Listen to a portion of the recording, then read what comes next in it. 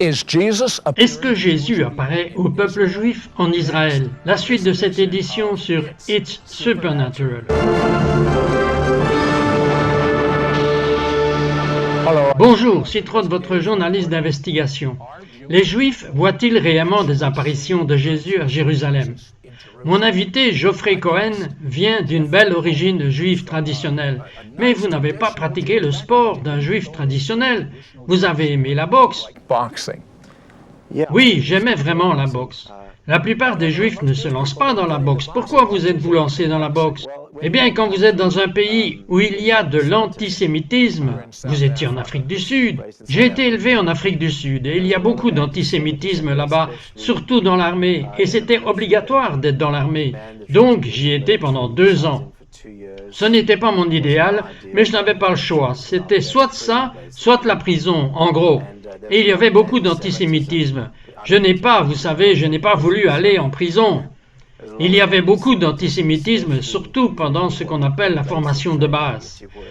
Je suppose c'est ce que vous appelez le boot camp en Amérique.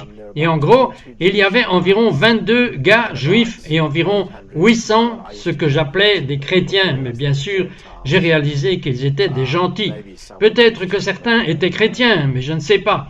Mais il y avait tellement d'antisémitisme que j'ai appris à me battre juste pour me défendre. Et c'est comme ça que je me suis mis sérieusement à la boxe. Maintenant, qu'est-ce que le judaïsme signifiait pour vous?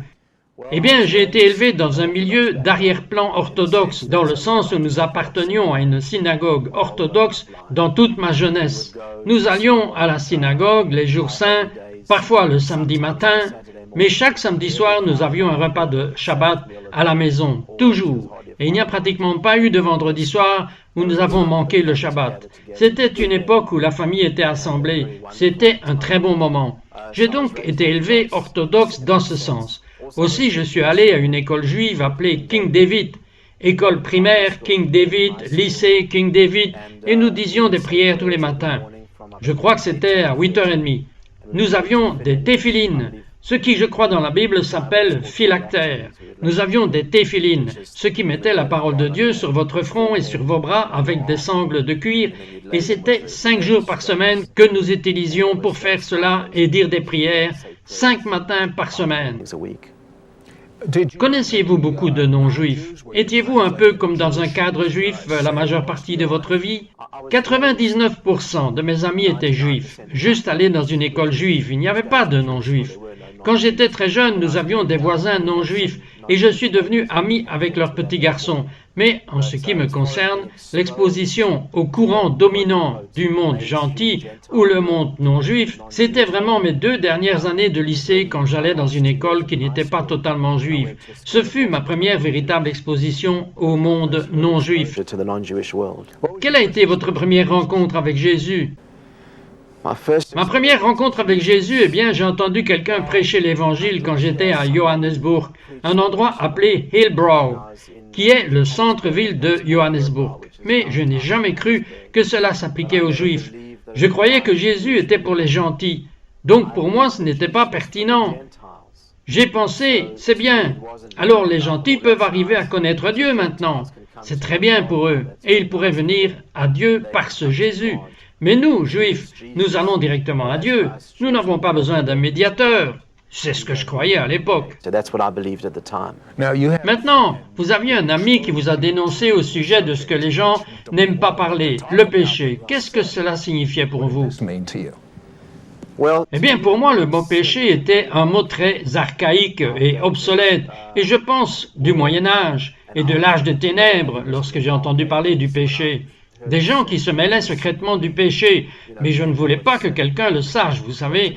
Et donc pour moi c'était un mot obsolète, très archaïque. Mais je ne comprenais pas le péché originel. Mais beaucoup de gens ne le savent pas.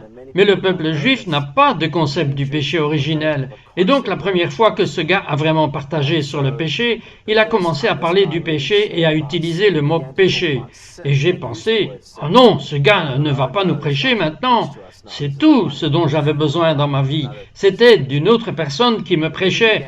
Mais alors il a commencé à expliquer que le péché est la nature égoïste fondamentale de l'homme et que chaque nation et chaque personne a sa propre façon ou sa philosophie philosophie qu'ils veulent imposer aux autres. Et parce que tout le monde est fondamentalement égoïste par nature, c'est pourquoi nous avons des guerres entre nations et nous avons des problèmes dans le monde. C'était donc la première fois que cela commençait à avoir un sens pour moi, ce qu'était vraiment le péché, que c'était la nature égoïste fondamentale de l'humanité. Mais vous étiez à Jérusalem et la dernière chose que vous vouliez voir, la dernière personne que vous vouliez voir en tant que juif orthodoxe, vous l'avez littéralement vu, c'est Jésus. Oui, je l'ai vu. Parlez-moi de cela. Eh bien, ce qui s'est passé quand le gars m'a parlé de Jésus, c'était en fait dans un kibbutz entre Shephaïm, il s'appelait en fait Shephaïm le kibbutz, entre Tel Aviv et Natania.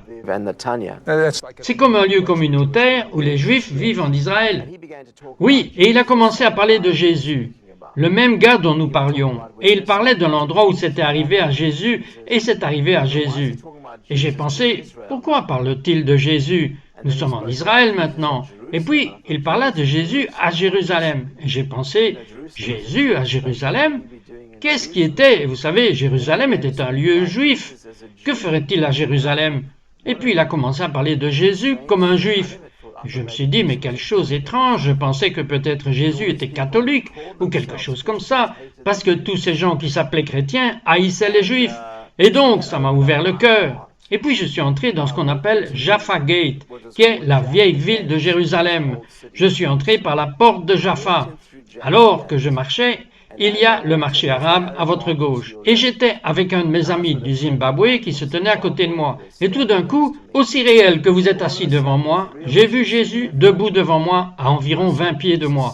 Comme réel, même plus réel que vous êtes assis là. Je dois vous demander, Geoffrey. Oui. Étiez-vous drogué? Très occasionnellement. Je fumais de la drogue à l'époque, ce qui peut sembler lourd pour certaines personnes, mais presque tout le monde faisait cela. Donc, vous étiez probablement en train d'imaginer cela quand vous avez vu Jésus. Eh bien, vous savez, je ne savais pas ce qu'était une vision. Apparemment, ce que j'ai eu était une vision. Je l'ai découvert après avoir connu Dieu plus intimement plus tard. Mais vraiment, je voyais réellement Jésus. Il a dit quelque chose? À quoi ressemblait-il? Eh bien, il m'a regardé, cela peut vous sembler étrange, mais il me ressemblait beaucoup, physiquement, je parle. Mais il avait le teint plus foncé, probablement plus juif, parce qu'il était plus sombre, d'un aspect plus séfarade, vous savez, plus sombre, d'un aspect du Moyen-Orient, mais à peu près ma taille. Bien sûr, il avait les cheveux longs et une barbe, et il était habillé comme il l'était lorsqu'il était sur la terre il y a 2000 ans. Mais ce qui m'a vraiment le plus frappé chez lui étaient ses yeux.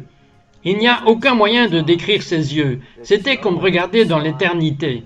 Le simple fait de regarder dans ses yeux, vous voyez l'éternité. C'était comme s'il savait tout de moi, tout ce que j'étais, tout ce que j'avais fait. Et pourtant, il m'aimait inconditionnellement tel que j'étais. Et il m'a dit un mot. Qu'est-ce que c'était? Sans ouvrir la bouche, je ne peux pas vous l'expliquer, c'était le mot « Hineni » qui signifie « me voici ». Qu'est-ce que cela signifie pour vous? Cela signifiait pour moi qu'il était le Messie. Et vous, si vous étiez juif orthodoxe et que vous étiez à Jérusalem et que Jésus soit venu vers vous et qu'il vous disait « Hineni, me voici », nous sommes de retour, cela devient beaucoup plus surnaturel. Ne partez pas. Much more supernatural. Don't go away.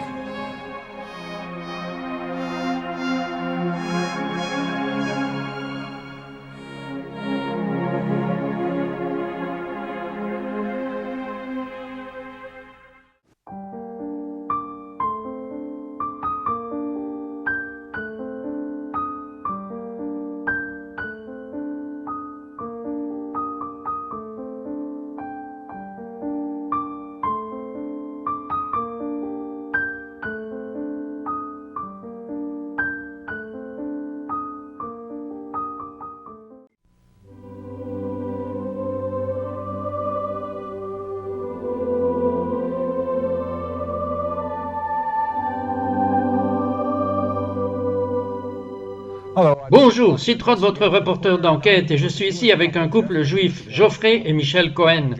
Maintenant, Geoffrey venait d'un contexte juif orthodoxe. La dernière chose à laquelle il s'attendait, c'est quand il était à Jérusalem, il a eu une apparition de Jésus. Et Jésus le regardait dans les yeux. Il y avait un regard. Geoffrey, il y avait un regard. Capturez-le pour moi. Qu'avez-vous vu en Jésus? Captured for me. What did you see in Jesus? J'ai vu de l'amour liquide, l'amour parfait absolu, l'amour inconditionnel et l'acceptation. Ok, mais vous avez aimé la drogue, vous avez connu une sorte de sommet là-bas. Y avait-il une différence? Oh, c'était totalement différent, il n'y avait juste rien, il y avait juste un tel sens incroyable. Aussi extrême que cela puisse paraître, il y avait un sentiment que Dieu lui-même me regardait. Même si je n'ai pas compris grand-chose à Jésus, il y avait un sentiment que Dieu lui-même me regardait. Et ces quelques secondes de Jésus me regardant ont changé ma vie pour toujours. 16 ans plus tard, aujourd'hui, c'est plus réel pour moi aujourd'hui qu'il y a 16 ans. Ok, Michel, vous étiez plus en Angleterre, vous ne saviez rien de Geoffrey. Vous découvrez en fait, à un âge plus avancé, à quelque chose comme 22 ans, que votre mère était juive. C'est vrai. Et vous avez probablement été élevé comme une non-juive. Oui, c'est vrai. Vous êtes devenue une danseuse à succès. Comment avez-vous réussi? J'ai eu beaucoup de succès dans le monde de la danse. J'ai choisi de sortir de la scène et de bouger dans la chorégraphie. C'est là que j'ai trouvé le plus de plaisir et de créativité, là-bas. Et j'ai travaillé dans l'une des écoles d'art les plus performantes à Londres, enseignant la danse et chorégraphié avec des élèves qui continuent à travailler sur la scène londonienne et dans divers pays autour du monde. Vous savez, on dirait que vous avez une belle vie, les choses vont bien, mais vous vous impliquez dans le New Age. Pourquoi? New Age, why? Vous savez, depuis que j'ai 16 ans, mon grand-père est mort, et je ne sais pas si cela avait quelque chose à voir avec cela, mais j'ai juste commencé à être de plus en plus consciente d'un simple vide dans mon cœur. Et je suis venue, comme tant de gens le font ces jours-ci, à chercher différentes façons d'essayer de combler ce vide, soit par la carrière ou des relations avec des petits amis, et puis j'ai commencé à regarder dans certaines de ces autres choses aussi. Et l'une des premières choses que j'ai faites était de participer à une séance. Et c'était choquant pour moi, parce que j'ai vraiment senti la présence de quelque chose dans la pièce. Était-ce un bon sentiment? Non, ce n'était pas une bonne sensation. C'était un sentiment effrayant. Et pourtant, parce que je ne comprenais pas ce que je faisais et ce que j'étais en train de jouer avec, je pensais que si je l'explorais davantage, ce serait peut-être la réponse au vide que je ressentais dans mon cœur. Mais vous avez commencé à en avoir plus que ce que vous vouliez négocier. Oui, c'est vrai. Vous avez commencé à voir cela dans le monde invisible. Il y a des entités appelées démons et esprits. Pouviez-vous vraiment les voir? Vous savez, c'est arrivé à une certaine période de ma vie et c'était assez terrifiant. Je veux dire que je ne réalisais pas ce que je faisais. Je n'avais pas réalisé, comme vous l'avez dit, qu'ils étaient des démons. Et pendant les heures de la nuit, je voyais les créatures les plus immondes et grotesques apparaissant dans la chambre et je criais « Faites-les disparaître, faites-les disparaître !» Et cela n'a pas duré, mais c'était suffisant pour vraiment mettre une peur en moi. Qu'est-ce que je faisais vraiment ici? Et vous avez eu un problème avec un petit ami. Exact. Et vous vous êtes séparés. Exact. Était-ce une raison suffisante pour que vous pensiez au suicide? Eh bien, c'était toutes les années d'implication dans toutes ces choses. Je peux vraiment mieux le décrire de cette façon. C'était comme si l'obscurité ne faisait qu'augmenter et grandissait dans ma vie. J'avais l'impression d'être englouti avec des choses auxquelles j'avais commencé à ouvrir la porte et je ne savais pas avec quoi je jouais. Mais j'avais l'impression qu'ils prenaient le dessus. Je pensais à des pensées que j'ai réalisées qu'elles n'étaient pas rationnelles et ce n'était pas le bon genre de pensée pour une chorégraphe à succès et professeur de danse. Si vous regardiez à l'extérieur, tout était correct, mais à l'intérieur, je criais à l'aide. Envisagiez-vous sérieusement de vous suicider? Vous savez, je le voulais vraiment. Mon cœur était tellement brisé par la rupture avec mon petit ami. J'ai pensé, de quoi s'agit-il? Il me semble avoir cherché quelques 6, 7, 8 ans, toutes les avenues possibles auxquelles j'avais pensé qu'il y apporterait les réponses à ma vie. Et je n'avais toujours pas trouvé ces réponses. Maintenant, vous êtes allé étudier avec un célèbre chorégraphe aux États-Unis. Pourquoi êtes-vous allé? En fait, ce n'était pas moi qui suis allé étudier, c'était mon professeur qui étudiait avec Alvin Ailey. Et elle m'a transmis toutes les choses merveilleuses qu'elle avait apprises. Et cela a juste vraiment élargi toute ma compréhension de la danse et du pouvoir derrière la danse. Mais à ce moment-là, je le sentais comme « Qu'est-ce que je fais ici? Mais qu'est-ce que je fais ici ?» C'est à ce moment-là que, quelque part au plus profond de moi, j'ai crié d'une manière très réelle vers Dieu. Et j'ai dit « Jésus, si tu es réel, s'il te plaît, aide-moi » Et c'était probablement le cri le plus honnête que j'ai jamais fait. Et j'ai juste dit « Jésus, si tu es réel ». Je ne savais même pas que Jésus était vraiment là. J'avais entendu son nom quand j'étais enfant. Vous l'entendiez à la télé de temps en temps et dans les films. C'était la dernière chose. Si Jésus était réel, j'avais besoin de son aide. Et il m'a prouvé qu'il était réel et qu'il était vivant. Comment a-t-il fait cela? Immédiatement, une paix m'a envahi. Soudain, je n'ai pas eu le sentiment d'étranglement que j'avais besoin de chasser lorsqu'il se rapprochait de moi. Une paix m'a envahi. Et même si ce n'était pas la réponse à tout à ce moment-là, j'ai pu continuer et j'ai commencé à faire un plan pour avoir juste un peu de changement de direction dans ma vie qui a fini par m'amener à venir en Amérique. Maintenant, en Amérique, vous êtes allé dans une église. Oui, ok. Ce que je veux dire, les gens vont dans les églises tout le temps, mais quelque chose d'inhabituel s'y est produit. Oui, je n'étais jamais allé à l'église auparavant. Je n'avais jamais été dans un endroit où les gens adoraient Dieu. Et j'ai franchi la porte de l'église avec la dame qui prenait soin de moi en Amérique. Et alors que je marchais dans l'allée, j'ai ressenti une présence que je n'avais jamais ressentie auparavant. Et c'était si différent de toutes les autres expériences que j'avais eues. Mais vous aviez déjà expérimenté des présences maléfiques. Quelle était la différence? C'était sacré. C'était comme, comment pourrais-je savoir quelle était la différence entre saint et profane? Mais je savais que cela était la sainte présence de Dieu. J'ai vu des gens tout autour lever les mains et adorer. Et je ne savais pas ce qu'ils adoraient, mais je savais juste que je ressentais cette sainte et belle présence. J'ai commencé à pleurer alors que je marchais pour trouver un siège. Et j'ai entendu la voix la plus douce, la plus puissante, la plus belle voix que j'ai entendue. Et elle a dit « Tout va bien, tu es à la maison maintenant. » Tout va bien, tu es à la maison maintenant. Que donneriez-vous pour entendre une voix de Dieu vous dire « Tout va bien, tu es à la maison maintenant. » Nous serons de retour après ceci. We'll be right back after this word.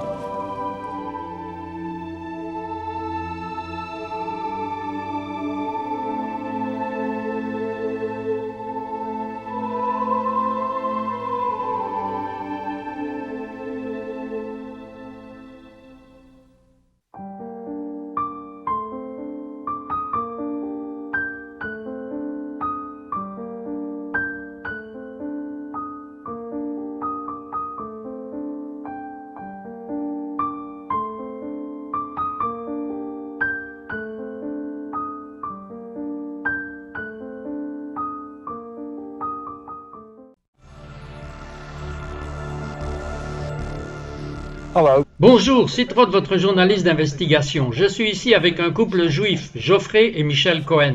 Geoffrey, d'origine juif orthodoxe d'Afrique du Sud, il a eu une rencontre face à face avec Jésus à Jérusalem.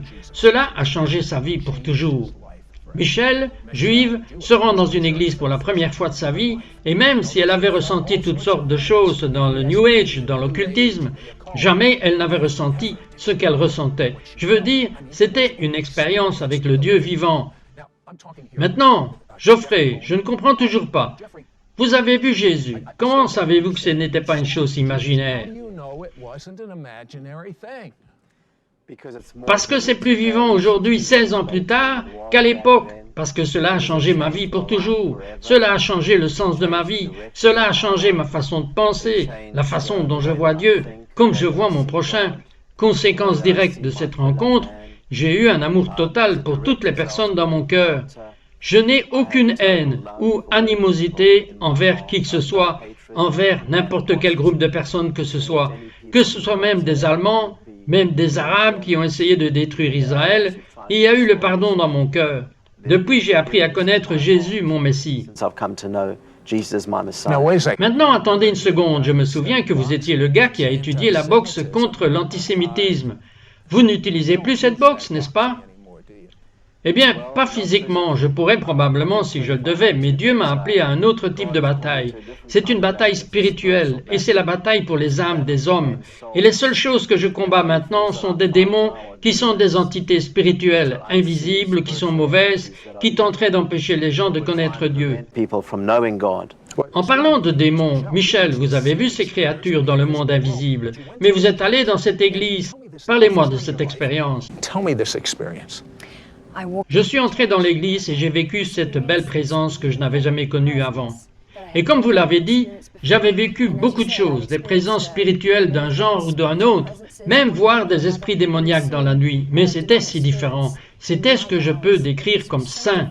Ce n'était même pas un mot que j'avais même utilisé auparavant, mais je savais que c'était la sainte présence de Dieu. Et j'ai entendu une voix, je crois de Jésus, la voix la plus belle, la plus douce et la plus aimante, parler droit dans mon cœur, me parler comme s'il m'avait connu et vu tout ce que j'avais jamais vécu. Et il m'a dit, c'est ok Michel, tu es à la maison maintenant. J'aime ça, tu es à la maison maintenant. Alors vous vous mariez tous les deux, et ces deux croyants juifs en Jésus prient ensemble, et quelque chose vous est arrivé à tous les deux en même temps. Ce n'était jamais arrivé auparavant. Qu'est-ce que c'était, Michel? That's never happened before. What was that, Michelle? Nous avons expérimenté la présence de Dieu ensemble dans notre maison. Après avoir entendu Jésus me parler, j'ai donné ma vie à Jésus et j'ai vécu un nettoyage complet. C'était une chose merveilleuse. C'était comme une douche spirituelle du ciel. Je me souviens juste dans la foi d'avoir donné ma vie au Seigneur, lui demandant de me laver et faire l'expérience d'une lumière et d'une sorte d'eau invisible venant du ciel, lavant simplement tout mon passé. Et quand Jeff et moi, nous avons été mariés, nous prions le Seigneur ensemble et passions du temps juste à parler à Dieu et lire la Bible et prier ensemble. Et ce jour-là, de manière inattendue, la présence de Dieu a commencé à entrer dans notre maison. C'était tellement réel, c'était tellement intense. Nous nous sommes retrouvés face contre terre. Vous avez dit que vous étiez cloué au sol. Voulez-vous vraiment dire cela? Absolument. Auriez-vous pu partir si vous aviez voulu? Je n'aurais pas pu bouger. Combien de temps? Pendant des heures. Vous savez, je ne chronométrais pas, bien sûr, mais je dirais au moins 4, peut-être 5 heures. Qu'est-ce qui vous coinçait? Était-ce comme une main qui vous retenait? Qu'est-ce que c'était?